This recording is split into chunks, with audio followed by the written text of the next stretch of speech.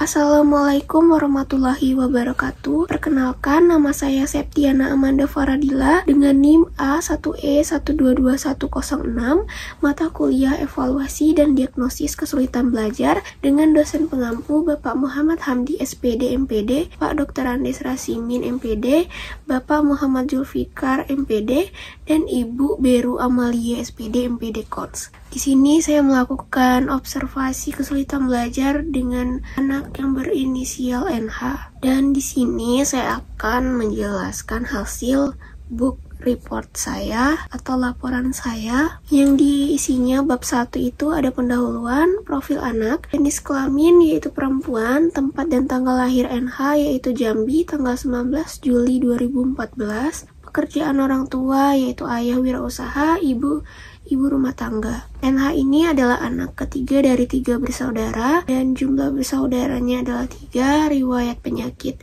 tidak ada. Pola asuh yang digunakan oleh kedua orang tua NH yaitu otoriter dan demokratis. Tingkat prestasi NH belum ada. Dugaan kesulitan belajar NH yaitu kesulitan dalam menghafal. Kesulitan dalam menghafal sendiri yaitu kesusahan dalam memahami suatu materi verbal yang dipaparkan oleh guru. Siswa tersebut sulit untuk mengingat apa yang telah dijelaskan oleh guru tersebut. Penanganan yang setelah dilakukan oleh kedua orang tua NH dan kakaknya yaitu sering mengajarkan NH di rumah atau berlatih untuk menghafal kalimat sederhana. Misalnya kakaknya NH ini menjelaskan materi yang ada di dalam buku sekolah NH, lalu orang tua atau kakaknya ini meminta untuk NH mengingat apa yang sudah kedua orang tua dan kakaknya NH ini jelaskan tadi. Ya, selanjutnya ada bab 2 yaitu fokus tinjauan yang berisi perkembangan dalam NH. Saya telah melakukan wawancara terhadap kakaknya dan kedua orang tua NH bahwa adiknya atau anaknya ini mengalami kesulitan dalam menghafal. Adiknya ini sulit menghafal atau mengingat apa yang sudah dipaparkan oleh gurunya. Bukan hanya menghafal secara verbal, dan orang tuanya NH ini mengatakan bahwa anaknya ini sulit menghafal apa yang sudah dia catat atau dia tulis di buku catatannya. Dan NH ini sekitar umur 9 tahun, sekarang dia duduk di kelas 4 SD. NH ini sulit menghafal sejak dia duduk di kelas 2 SD. Orang tua NH ini mengetahui saat anak tersebut atau NH ini ada tugas menghafal sebuah kalimat untuk tugas sekolahnya atau PR yang bisa kita sebut biasanya, NH ini sulit sekali untuk menghafal. Orang tua NH ini merasa kalau itu adalah hal wajar, si anak ini sulit menghafal, tetapi pada saat NH ini duduk di kelas 4 SD, NH ini masih kesulitan dalam menghafal, apalagi menghafal perkalian atau pelajaran matematika yang berbau-bau menghitung.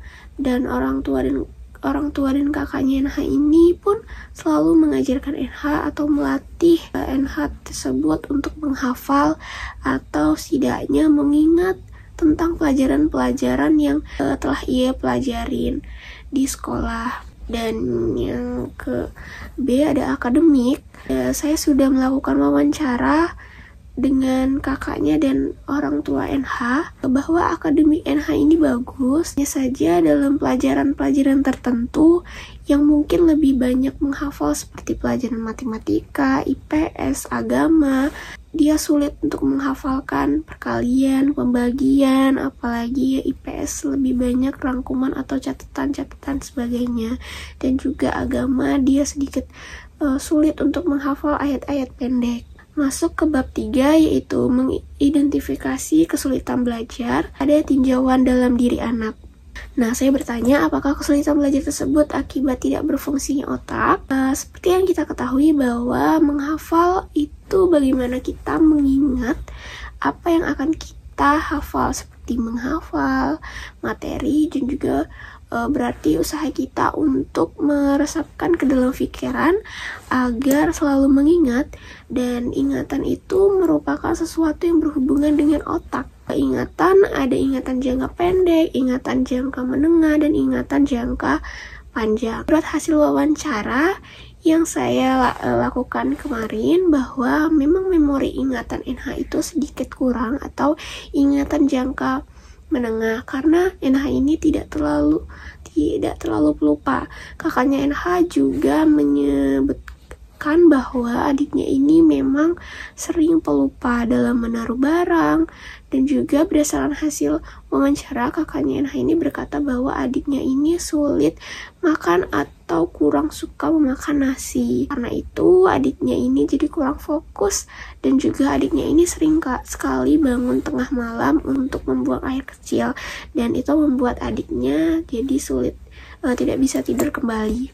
Nah, yang pertanyaan kedua, apakah gangguan belajar berada pada tingkat persepsi awal, tingkat manajerial, tingkat simbiolisasi, atau tingkat konseptual? Nah, berdasarkan hasil observasi saya, gangguan belajar pada NH ini pada tingkat persepsi awal, yang dimana orang tua dan kakaknya juga menduga bahwa anaknya ini mengalami gangguan belajar dalam menghafal. Yang ketiga ada, apakah kesulitan belajar itu bersifat verbal atau non-verbal? Berdasarkan hasil wawancara saya bahwa NH ini mengalami kesulitan belajar menghafal materi pelajaran, berarti NH ini mengalami kesulitan belajar bersifat verbal. Nah, NH ini sudah susah mengingat apa yang ia tulis atau ia rangkum. Yang keempat ada, apakah ada gangguan pada fungsi auditori, visual, psikomotorik, atau gangguan modalitas indrawi tersebut?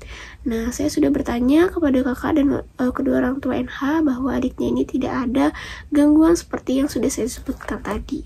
Yang kelima yaitu jenis kesulitan belajar apa yang menjadi dugaan kuat dalam NH ini. Di sini jenis kesulitannya yaitu kesulitan belajar menghafal.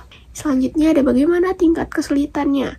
Ketika saya melakukan wawancara, saya juga melakukan tes terhadap anak ini atau NH ini, seperti saya menjelaskan tentang pelajaran matematika atau cara pembagian, dan saya juga sudah memberi contoh yang sama seperti yang sudah saya jelaskan. Tapi NH tersebut sudah lupa dengan apa yang sudah saya jelaskan, dan bukan hanya pelajaran matematika saja. Saya juga mencoba pelajaran bahasa Indonesia, yang dimana saya memberikan suatu contoh puisi, dan saya menyuruh NH tersebut untuk mencatat dan menghafalnya, dan NH membutuhkan waktu yang sangat lama untuk dapat menghafal secara lancar.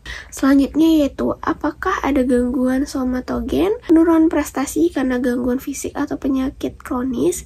NH ini tidak mengalami gangguan somatogen ataupun penurunan prestasi, dan NH juga belum pernah mendapatkan prestasi seperti juara kelas. Yang selanjutnya yaitu, apakah ada keterlambatan perkembangan kepribadian atau kematangan sekolah yang terlambat, kurang tanggung jawab, atau ketergantungan pada orang tua, atau infantis, kekanak-kanakan. Nah, NH ini tidak mengalami keterlambatan dalam perkembangan mulai dari sekolahnya ataupun sebagainya. Selanjutnya yaitu, apakah ada gangguan psikomotorik? NH tidak mengalami gangguan psikomotorik. Apakah ada gangguan karakteropati, kemalasan menganggap segala sesuatu itu mudah, suka menunda-nunda pekerjaan, senang bermain-main, pelamun, suka membolos, acuh tak acuh, dan lain-lain. Nah, berdasarkan hasil wawancara saya yang sudah saya lakukan, saya bertanya kepada kakaknya bahwa adiknya ini memang suka, dan kakaknya ini berkata bahwa adiknya ini memang suka atau senang bermain-main dan juga suka menunda-nunda tugasnya seperti tugas PR. Selanjutnya yaitu, apakah ada kelainan dalam temperamen atau mudah suka terpengaruh? Hal ini tidak ada kelainan apapun, dan dia juga tidak mudah terpengaruh. Yang selanjutnya yaitu ada B, tinjauan lingkungan anak. Berdasarkan yang sudah saya wawancara bahwa bukan karena pengaruh dari masyarakat. Dia juga selalu masuk ke sekolah, dan orang tuanya juga selalu membimbing anaknya dalam hal apapun. Mungkin dalam saat membantu mengerjakan atau mendampingi anaknya belajar. Dan juga teman-temannya yang ada di sekitar lingkungannya yang banyak, mungkin anak ini jadi lebih suka bermain-main daripada belajar, sehingga mempengaruhi daya ingatnya. Orang tua NH ini mendidik anak-anaknya tidak dengan banyak menuntut dan memanjakan ketiga anaknya. berdasarkan hasil wawancara saya bahwa bukan karena faktor instrumental atau sarana dalam belajar di rumah maupun di sekolah. Yang ketiga, yang C yaitu penelaah masalah. Di kependidikannya, hasil belajar yang diperoleh di sekolahnya NH ini bagus dan memang ada mata pelajaran tertentu yang mungkin sedikit kurang memuaskan, yaitu pelajaran matematika dan agama, yang dimana KKNH ini berkata bahwa di pelajaran agama banyak tugas menghafal seperti menghafal ayat-ayat pendek, dan matematika menghafal perkalian atau rumus-rumusnya. Dan perbandingan hasil belajar NH dengan teman-temannya ini yaitu tidak berbeda. Ada juga siswa atau temannya ini yang mengalami kesulitan belajar dalam membaca, dan ada juga yang tidak memiliki kesulitan dalam belajarnya. Dan dalam soal nilainya, orang tua dan kakaknya NH kurang tahu atau tidak bertanya dengan orang tua teman sekelasnya. Dan saya juga bertanya kepada kakak dan kedua orang tua NH ini bahwa perkembangan belajar NH dengan dulu yaitu ada perubahan sedikit demi sedikit. NH itu hanya mengikuti ekstrakurikuler drum band, dan tempat belajar NH ini juga dapat memudahkan anak dalam belajar baik di rumah maupun di sekolah. Berdasarkan hasil wawancara saya juga datang ke rumah NH, dan tempat tinggal NH itu terdapat ventilasi yang cukup mewadahi. Tempat belajar NH juga tidak berada di tempat atau di lingkungan yang sangat padat, atau tidak berada di tepi jalan lintas, tetapi berada di dekat lingkungan tempat tinggal NH yang tidak terlalu padat. Saya juga bertanya tentang apakah di kelas NH ini rata-rata laki-laki atau perempuan, dan orang tua NH ini menjawab bahwa di kelas anaknya tersebut itu rata antara perempuan dan laki-laki. Sarana belajar anak ini juga cukup dan fasilitas yang ada di sekolah cukup mewadahi. Tetapi karena sekarang itu musim kemarau, jadi fasilitas air yang ada di sekolah maupun di rumah sedikit berkurang. Yang kedua, ada psikologisnya. Tingkat kecerdasan NH ini sedikit kurang karena ketidakfokusan dirinya, serta dalam menghafal atau mempelajari materi dia kurang memahami. Berdasarkan hasil wawancara bahwa NH ini mengikuti ekstrakurikuler drum band, dan orang tua NH-nya juga berkata bahwa minat dan bakat NH ini di kegiatan tersebut. Dalam konsentrasi NH ini sedikit kurang fokus, yang sudah saya katakan tadi, seperti dalam belajar di bidang matematika atau pelajaran yang banyak sekali menghafalnya. Motivasi belajar NH dia itu selalu berusaha dalam proses belajarnya. Rasa semangat dalam belajarnya ada, serta keinginan tahuan dia terhadap hal-hal baru pun juga sangat tinggi. Kondisi emosional NH ini cukup baik, dia juga dapat mengontrol emosinya dengan baik.